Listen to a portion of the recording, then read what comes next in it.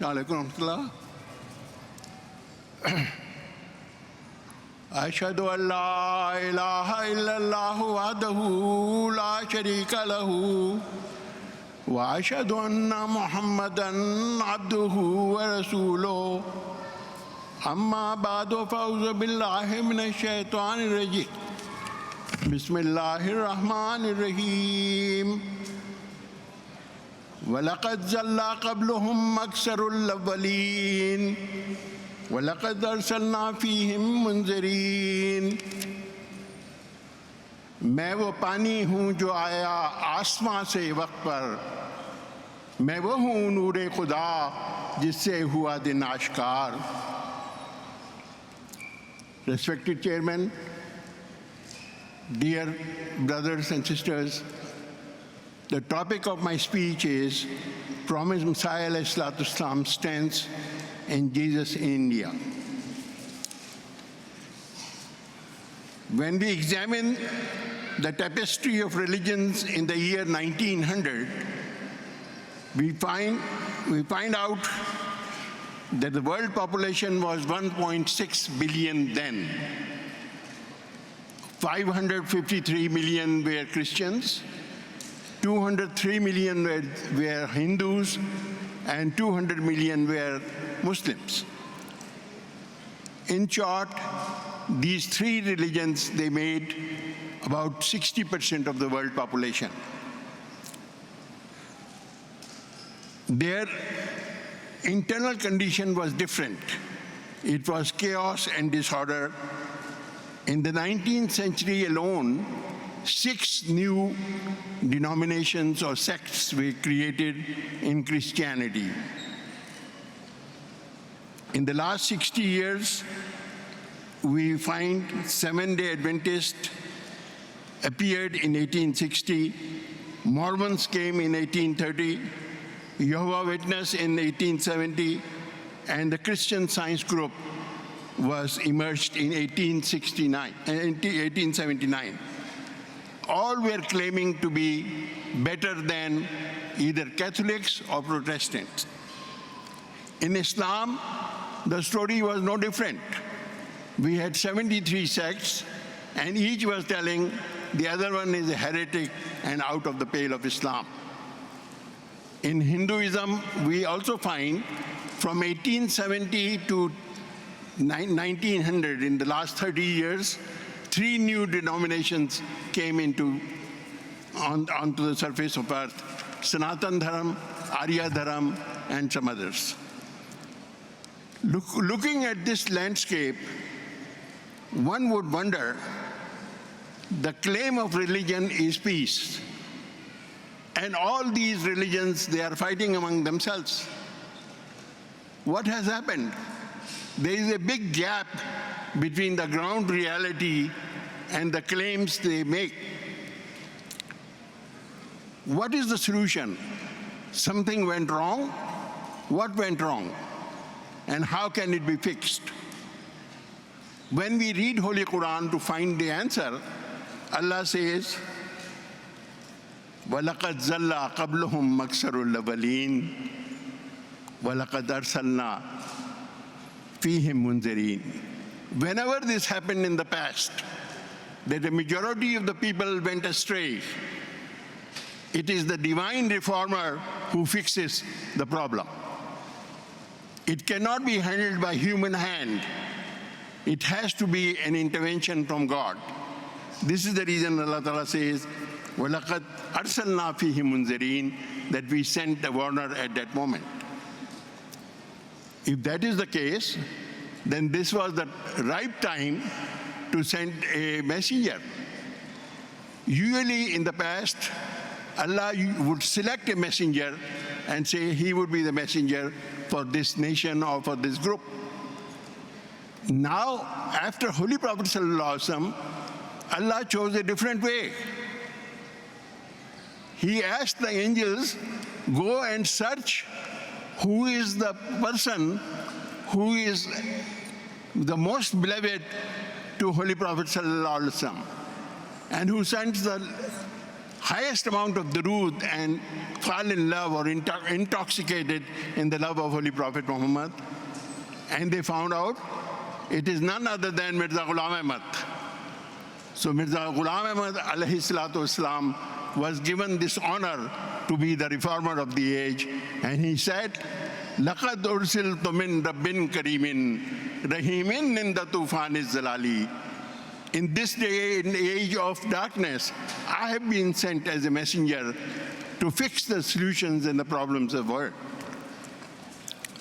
Now, how did he do that? If the problems are there, Christians, Hindus, and Muslims, they are fighting, he analyzed the whole situation and he came to the conclusion there is a one bone of contention or one, dogma, which is really the cause of the problem. And what is that dogma? The Christians believe that Jesus died on the cross, he redeemed mankind, he resurrected, ascended to heaven, he will come back again, he is living for the last 2,000 years, and when he come again, he will judge between the good and evil. This is the Christian belief which was settled in 323 AD. In Islam, what all the Muslims believe then, and they believe now also, that Jesus, although did not die on the cross, but he was ascended to heaven and he lives in a physical body and will come again. So this particular dogma is common to both of them. So Huzur alayhi salam addressed that. And how did he address that? You would be surprised that no one in the history of mankind has addressed that the way Huzur alayhi salam addressed it. He wrote this book, Jesus in India, in 1899.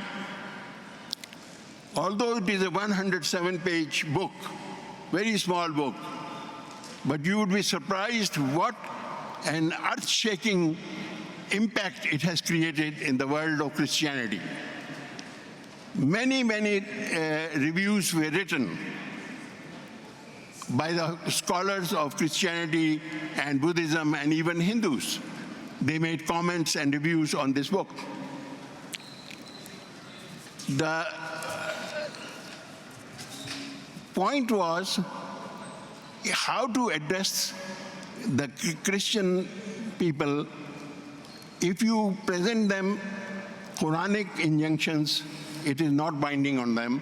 They don't believe in Quran. So Huzur alayhi salatu wasalam chose their own book, the New Testament, to present 8 testimonies from the Bible showing that Jesus did not die on the cross. When I was making the preparation for this speech, you know, today is the world of AI, so I called the chat GPT. And I said, please answer my question. The question I posed to them is, in the year 1900, please name a person who said that Jesus survived the crucifixion and he proved it through Bible. Can you name that person? 5 seconds later, the answer came. It was Mirza Ghulam Ahmad Qadiani who wrote the book Jesus in India in 1899.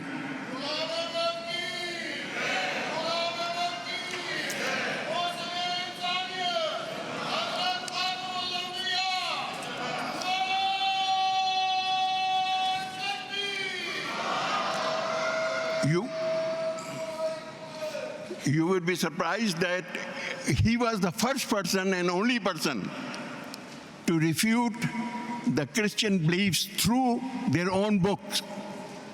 In this day and age, Ahmad Didar has copied it and presents those items from Jesus in India and presents to the people.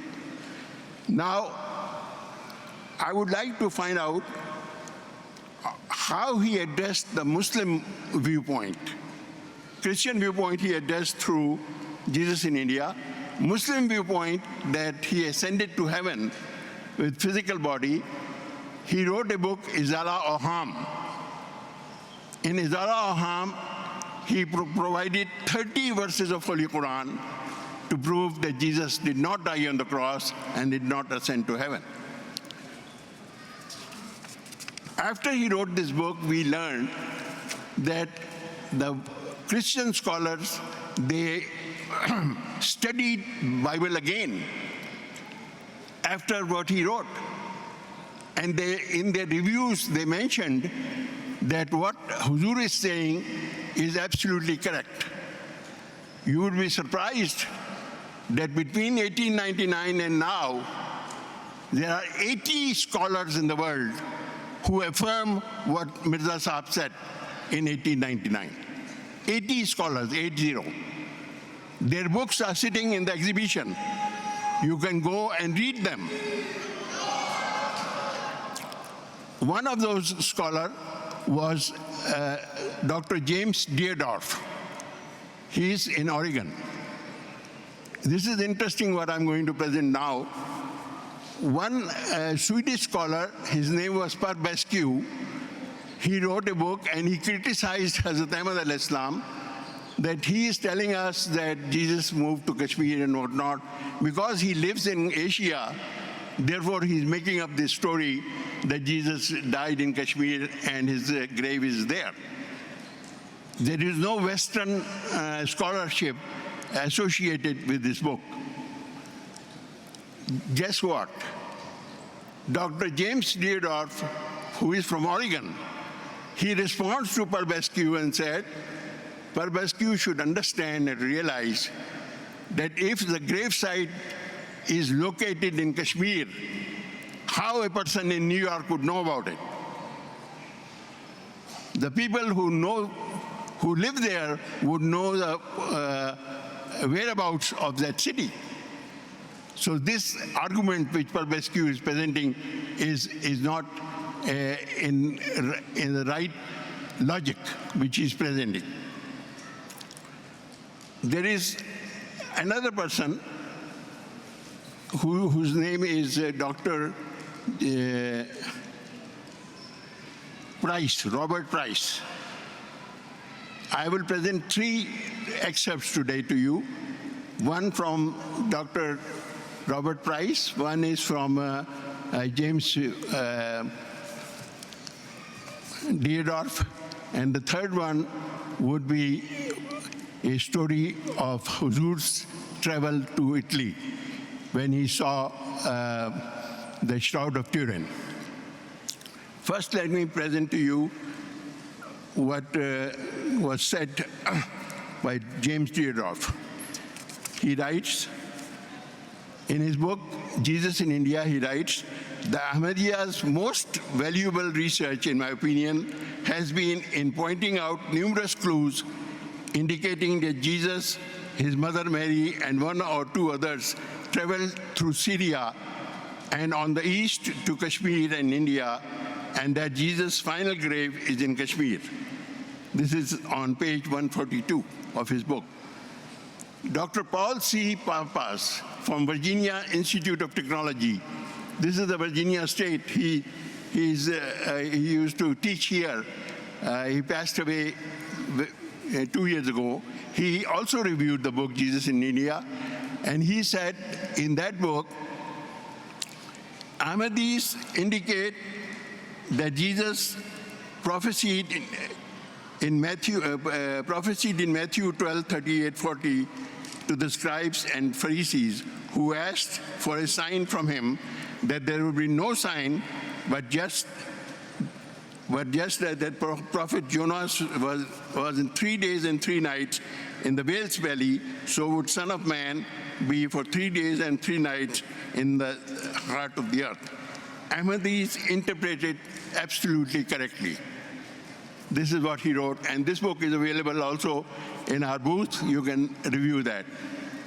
This scholar also agrees with this second testimony presented by Huzur al-Islam. The third testimony is that of when Jesus was being removed from the cross. The centurion said that he is already dead. So Pilate said, put a spear on his right side to make sure that he is dead or he is not dead. And when they did that, the blood and water gushed out. And blood and water does not gush out from a dead body. Huzur al-Islam made this claim, or made this argument.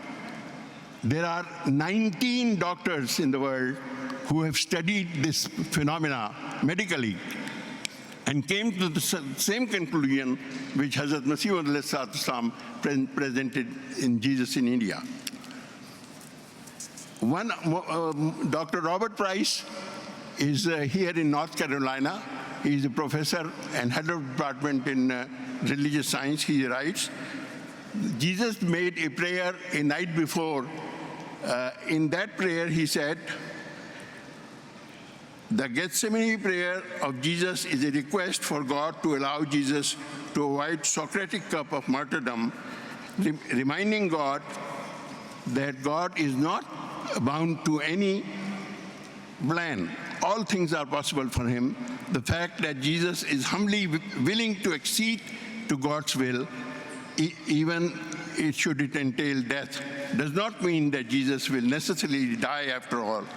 In fact, it might be intended as evidence of the very filial piety of Jesus that persuaded the Father to grant his request, even as Hebrew 5:7 says, in the days of his death, he offered up prayers and supplications with loud cries and tears to him who was able to save him from death, and his prayers were heard. This is another argument which Huzur presents in Jesus in India. Now I will share with you the latest evidence of Jesus' survival on the cross is captured by Shroud of Turin. Our present Imam, Hazrat Amirul Mu'mineen Ayyatullah bin Aziz, he visited the Shroud of Turin display in 2010. In this visit,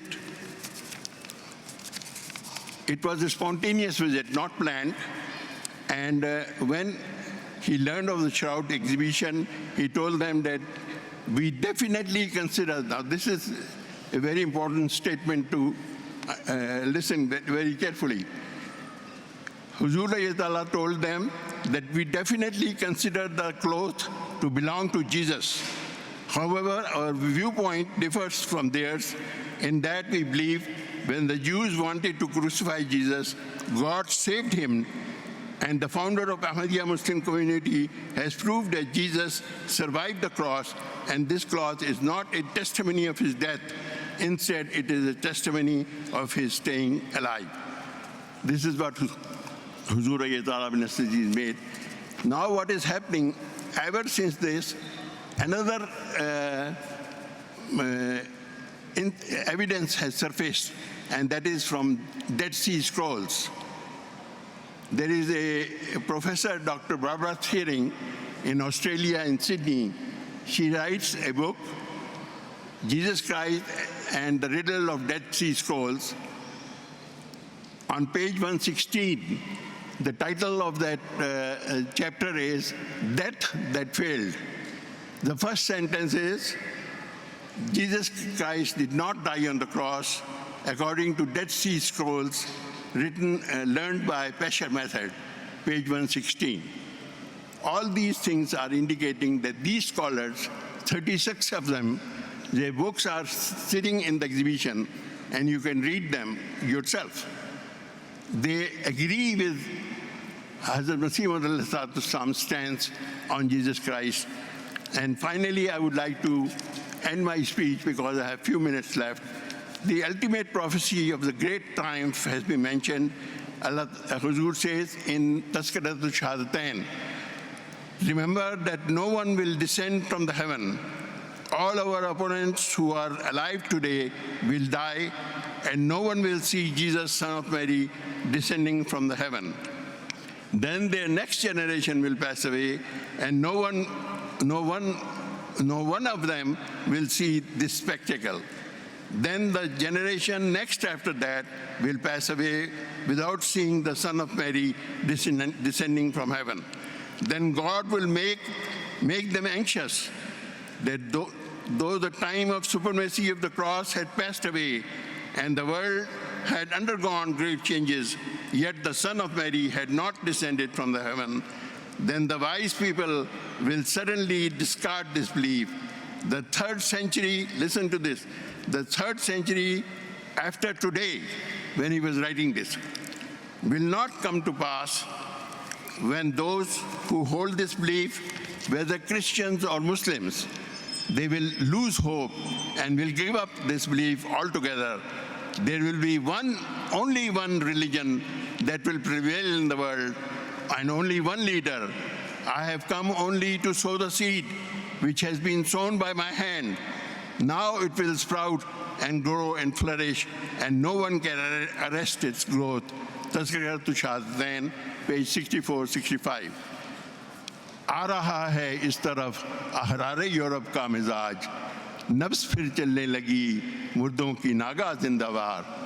कहते हैं तसलीस को अब अहले दानिश अलविदा, फिर हुए हैं चश्मे तौहीद पर रस Jannisar. The free people of Europe are leaning this way. The pulse of the dead has suddenly revived like the living. The men of wisdom are now saying farewell to Trinity. They are cherishing the spring of unity once again. I would like to end my speech by reading the same couplet which I read earlier. मैं वो पानी हूँ जो आया आसमां से वक्त पर, मैं वो हूँ नूर खुदा जिससे हुआ दिन आश्कार.